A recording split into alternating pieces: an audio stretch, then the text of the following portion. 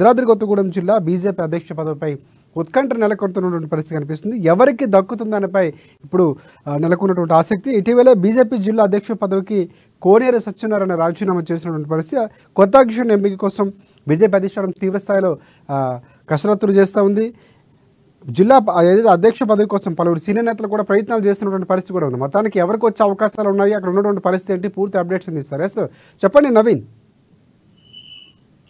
Thank you Rajasekhar. మరికొద్ది రోజులలో తెలంగాణ ఎన్నికలు జరుగుతాయని తెలుస్తున్న నేపథ్యంలో ఇటు భద్రాద్రి కొత్తగూడెం జిల్లాలో చూసుకుంటే మాత్రం బీజేపీకి జిల్లా అధ్యక్షుడు లేకపోవడం ఒకంత అంటే మైనస్ గా చెప్పుకోవచ్చు, అంటే భావిస్తున్న పరిస్థితి కూడా ఉంది. ముఖ్యంగా మనం చూసుకుంటే ఏదైతే ఎన్నికలు సమీపిస్తున్న నేపథ్యంలో భద్రాద్రి జిల్లా అధ్యక్షుడిగా ఉన్నటువంటి కోనేరు సత్యనారాయణ, కోనేరు చిన్ని అధికార బీఆర్ఎస్ పార్టీలోకి వెళ్లడంతో ఇప్పుడైతే ఇది బీజేపీ పార్టీ పరిస్థితి మరింత అంటే పరిస్థితి దారుణంగా తయారైందని కూడా చెప్పొచ్చు. ముఖ్యంగా మనం చూసుకుంటే ఇటు జిల్లాలో అంటే కార్యకర్తలు నడిపించడానికి, సమన్వయం చేయడానికి అంటే ఒక నాయకుడు లేకపోవడంతో బీజేపీ నాయకత్వం అయితే నాయకుడి కోసం ఎదురు చూస్తుందని కూడా చెప్పొచ్చు. అయితే ఇప్పుడు మనం చూసుకుంటే భద్రాద్రి జిల్లాలో చూసుకుంటే ఇప్పుడు కొత్త అధ్యక్షుడి కోసం అంటే కొత్తగా అధ్యక్షుడిని ఎంపిక చేయడానికి అధిష్టానం అయితే తీవ్రంగా కసరత్తు చేస్తున్నట్టుగా కూడా తెలుస్తుంది. దీని అంతటికీ కూడా ఇటు అంటే సమీకరణాలు అన్ని విధాలుగా కూడా వారు బేరీజు వేసుకుంటున్నట్లుగా చూడొచ్చు. అయితే ఇప్పుడు భద్రాద్రి జిల్లా వ్యాప్తంగా అంటే మొత్తంగా చూసుకుంటే ఒక 6 మాత్రం ఈ జిల్లా అధ్యక్షుడు రేస్ లో ఉన్నట్లుగా కూడా మనకు తెలుస్తుంది. ఇప్పుడు మన కొత్తగూడెం నుంచి తీసుకుంటే కేవీ రంగాకిరణ్ గారు కావచ్చు, అదే విధంగా ఇప్పుడు ఎడవల్లి శ్రీనివాస్,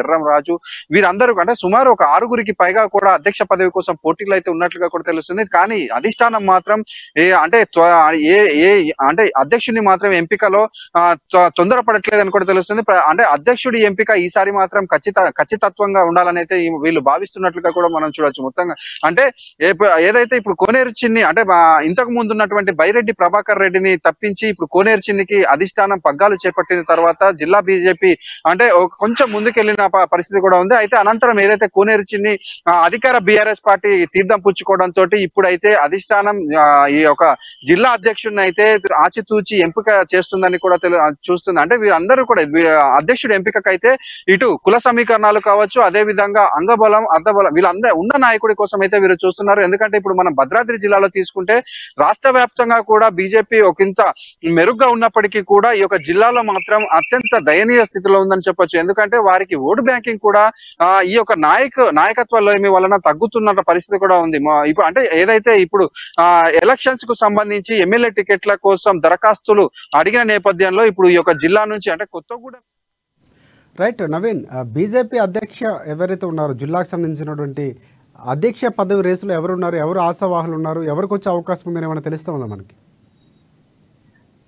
ఇప్పుడు ప్రస్తుతానికి ఈ యొక్క అంటే ఈ దీనికి సంబంధించి అధ్యక్ష రేస్ లో ఉన్నటువంటి అంటే ఈ జిల్లా నుంచి 1/2 డజన్కు పైగా యొక్క నాయకులు అయితే రేస్ లో ఉన్నట్లుగా కూడా తెలుస్తుంది. వీరిలో ముఖ్యంగా మనం చూసుకుంటే రాష్ట్ర కార్యవర్గ సభ్యులుగా ఉన్నటువంటి కేవీ రంగాకిరణ్ కావచ్చు, జిల్లా ప్రధాన కార్యదర్శిగా ఉన్నటువంటి ఎడవల్లి శ్రీనివాస్, అదే విధంగా ఎర్రం రాజు, వీరితో పాటు మరికొంత నేతలు అయితే వీరు అంటే ఈ రేస్ లో ఉన్నట్టు తెలుస్తుంది. కానీ అంటే ఏదైతే ఇప్పుడు మరో కొద్ది రోజులలో ఈ యొక్క జిల్లా అధ్యక్షుడిగా ప్రకటించిన నేపథ్యంలో వీరందరూ కూడా హైదరాబాద్ చేరుకొని వారికి దగ్గరగా ఉన్నటువంటి నాయకులతోటి ఈ యొక్క జిల్లా అధ్యక్ష పదవి తెప్పించుకునే ప్రయత్నంలో అయితే తెలుస్తుంది.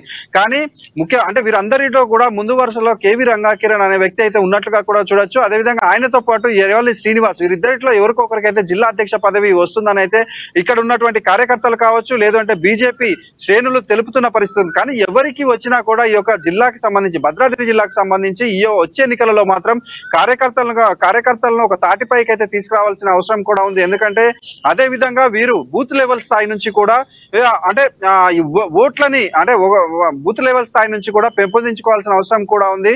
ఈ వచ్చే ఎన్నికలలో అయితే ఇటు కాంగ్రెస్ పార్టీ, బీజేపీ అధికార బీఆర్ఎస్ పార్టీకి మధ్యలో పోటీ ఉన్న నేపథ్యంలో వీరు కూడా పోటీలో నిలవాలంటే మాత్రం ఖచ్చితంగా ఇప్పటి నుంచి ఒక కార్యాచరణ చేసుకోవాల్సిన అవసరం కూడా ఉన్నట్టుగా కూడా తెలుస్తుంది రాజశేఖర్. Right out. అంటే ఈ మధ్యనే బీజేపీ పార్టీలో నెలకొన్నటువంటి కొన్ని పరిణామాలు, మార్పులు చేర్పులతో కేడర్లో కొంతవరకు నిరుత్సాహం ఉన్నటువంటి పరిస్థితి కూడా ఉంది. అంటే బండి సంజయ్ లాంటి వ్యక్తిని మార్చడంతో. సో ఇప్పుడున్నటువంటి పరిస్థితి నేపథ్యంలో ఇక్కడ కూడా అలాంటి తప్పిదం చేయకుండా ఒక క్లీన్గా ఉన్నటువంటి ఒక వ్యక్తిని, లేకపోతే ప్రజా ఓటర్లు ప్రభావితం చేసి లేకపోతే కార్యవర్గాన్ని సమన్వయం చేసుకుని కార్యకర్తలతో ముందుకు వెళ్ళే నేతలు ఎన్నుకునే క్రమం అయితే ఖచ్చితంగా ఉండవలసిన అవసరం ఉందంటారు. సో ఈ నేపథ్యంలో ఎలక్షన్స్ దగ్గరగా ఉన్న నేపథ్యంలో మీరు అన్నట్టు దాదాపుగా బీజేపీ కొంతవరకు అక్కడ ఉన్నటువంటి గ్రాఫ్ కూడా తక్కువనే చెప్పుకోవచ్చు. సో దాన్ని మరింత పెంచేలాగా ఎలక్షన్స్కి సిద్ధం చేసేలాగా నాయకుడు ఉండే దిశగా బీజేపీ ప్రయత్నం చేస్తుంది. అందుకే అనుకోవచ్చు ఇది ఎప్పటిలోగా ఒకవేళ దానికి సంబంధించినటువంటి పూర్తిగా కార్యాచరణ ఎప్పటిలోగా ముగిసే అవకాశం ఉంది, ఎప్పటి వరకు రాష్ట్రానికి సంబంధించిన అధ్యక్షుని ప్రకటించే అవకాశం కనిపిస్తుంది?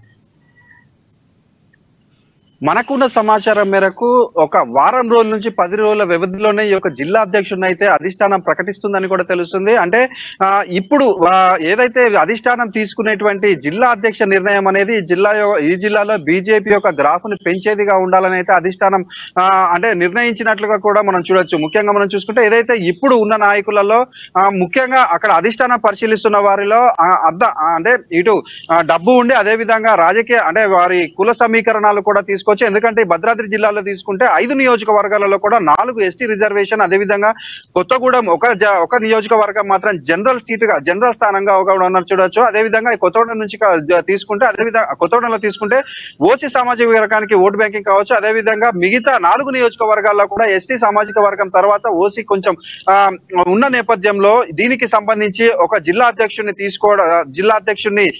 అధ్యక్షుడిగా ప్రకటించడం తోటి అంటే అక్కడ ఉన్నటువంటి ఓటు బ్యాంకింగ్ ఎంతో కొంత ప్రభావితం చేసేదిలాగా ఈ యొక్క జిల్లా అధ్యక్ష పదవి ఉండాలని అయితే వీరు భావిస్తున్నట్లుగా కూడా చూడొచ్చు.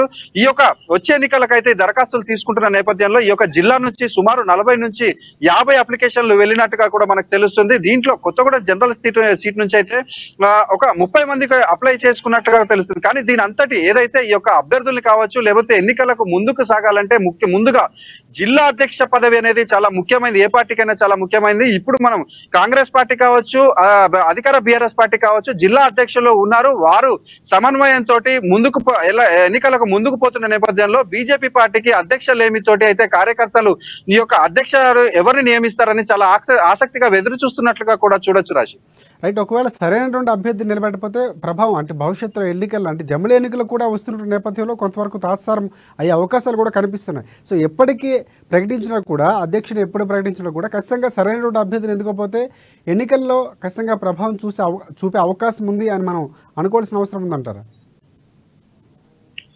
ఖచ్చితంగా రాజశేఖర్, ఏదైతే ఇప్పుడు అధ్యక్షుడి మీదనే ఆధారపడి ఇప్పుడు మనకి జిల్లా రాజకీయాలు అయితే ఉంటాయని కూడా చెప్పొచ్చు. ఎందుకంటే ఇప్పుడు అంటే నియోజకవర్గాల్లో క్యాండిడేట్ సెలక్షన్ లో కూడా ముఖ్య భూమిక జిల్లా అధ్యక్షులు పోషిస్తారు. వారి యొక్క అభిప్రాయం కూడా తీసుకుంటారు. అదే విధంగా ఈ యొక్క కార్యకర్తల్ని కావచ్చు లేకపోతే పార్టీని ముందుకు తీసుకుపోవాల్సిన బాధ్యత అయితే జిల్లా అధ్యక్షులపై ఉంటుంది. కానీ మరికొంత లేట్ అంటే ఇప్పుడు తెలంగాణలో మరికొద్ది నెలల్లో అంటున్నారు. లేదంటే జమిలీ ఎన్నికలకు పోయినా కూడా జమిలీ ఎన్నికలకు ఒక 5-6 నెలల సమయం ఉంది. కానీ బీజేపీ ఈ యొక్క వచ్చే ఎన్నికలలో తను అనుకున్న విధంగా ముందుకు పోవాలి, అక్కడ ఈ జిల్లాలో ఎంతో కొంత వారి యొక్క ప్రభావం చూపెట్టాలి అనుకుంటే మాత్రం ఈ జిల్లాకి సంబంధించినటువంటి అధ్యక్షుని ఎన్నిక అనేది ఎంత త్వరగా పూర్తి చేస్తే ఆ అధ్యక్షునికి కూడా ఈ యొక్క జిల్లాపై ఒక పట్టు సాధించవచ్చు. అదే విధంగా నాయకులు కావచ్చు, కార్యకర్తల్ని కావచ్చు, వీరందరినీ కూడా బీజేపీలో అంటే ఓట్లని గెయిన్ చేసుకోవడానికి ఎంతో కొంత ఉపయోగకరంగా ఉంటుందని కూడా చెప్పొచ్చు. కానీ వీరు ఇంకా లేట్ చేసిన కొద్దీ అంటే ఏదైతే ఆశావాహులు ఉన్నారో అధ్యక్ష పదవికి ఆశావాహులు ఉన్నారో వారు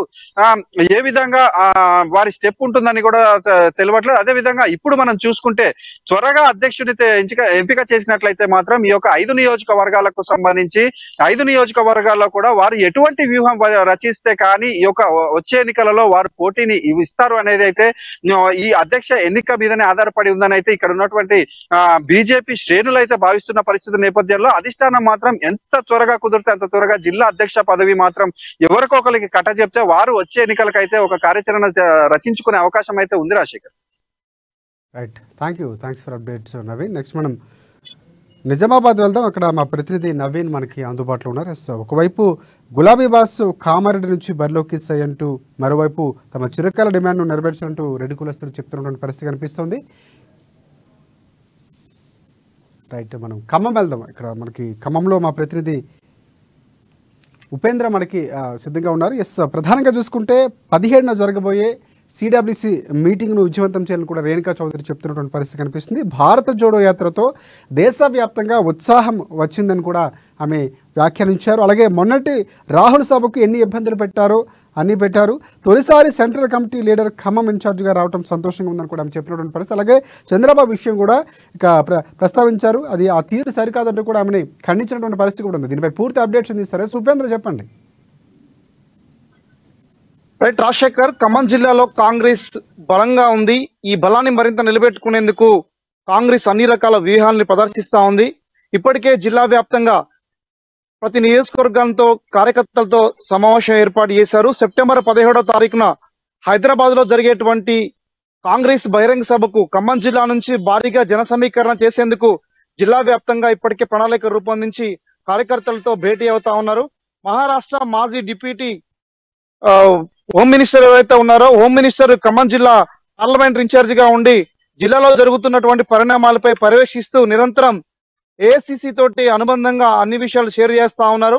ఖమ్మం జిల్లాలో ప్రధానంగా ఖమ్మం, సత్తుపల్లి, మదిర, ఇటు పాలేరు నియోజకవర్గానికి సంబంధించి వైరాలో నియోజకవర్గాన్ని అన్ని నియోజకవర్గాల్లో ఉన్నటువంటి కార్యకర్తలతో భేటీ అయి నియోజకవర్గ వ్యాప్తంగా ఉన్నటువంటి ఎమ్మెల్యే టికెట్ కోసం దరఖాస్తు ఎవరైతే చేసుకున్నటువంటి ప్రతి వ్యక్తిని యొక్క శక్తిని పరీక్షించేందుకు జన సమీకరణపై దృష్టి సారించాలని చెప్పేసి డైరెక్షన్ ఇస్తా ఉన్నారు. అక్కడక్కడ కింద స్వల్ప వివాదాలు జరిగినప్పటికీ కూడా కార్యకర్తలందరినీ